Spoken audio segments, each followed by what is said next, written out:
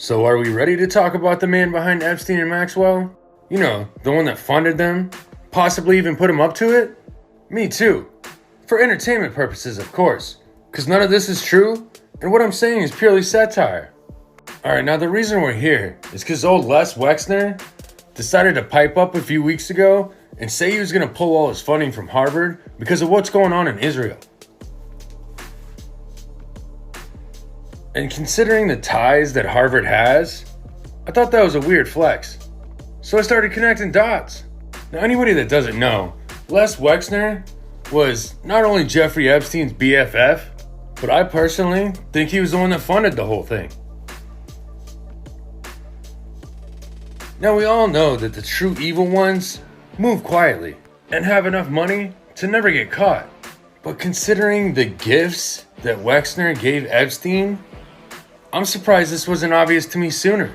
And he does have very close ties to Jeff Epstein that it will potentially hurt his business a lot. We have in the story a former CFO of The Limited, which is a precursor company to the L Brands, saying that the relationship was not on par, and then on top of that, there was the fact that Les Wexner said that he severed ties with Epstein more than 12 years ago, around the time when he was initially arrested.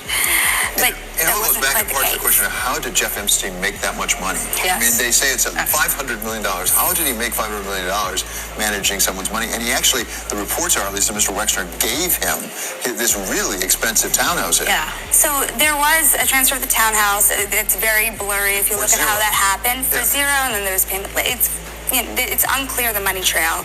And then also, don't forget, he also transferred the jet over, a Boeing 727. But it really raises a question. Now the links between Epstein and Wexner is a rabbit hole all on its own.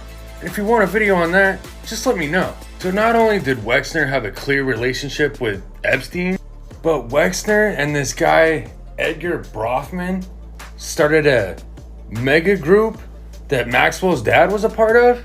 Now before I go any further, Edgar Bronfman and the Bronfman family are the bootleggers that started Seagram's Gin.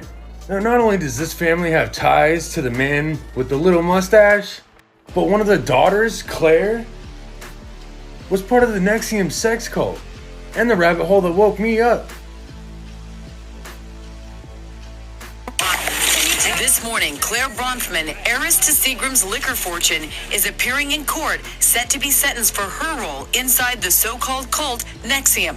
According to prosecutors, the 41-year-old, whose father, a philanthropist and former beverage tycoon, was worth billions before his passing, used her extraordinary wealth and social status to fund and promote a criminal enterprise led by NXIVM founder Keith Raniere.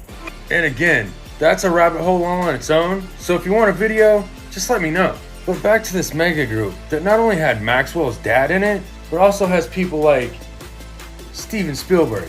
So not only did Wexner start the group with this family, which is funny how they have their own island, and that's where they had their parties at.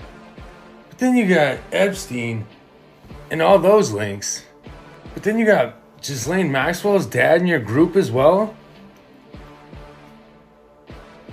Funny how him and Epstein kind of died in strange ways, isn't it? And now the fact that you used to own Abercrombie and Finch, and this just happened?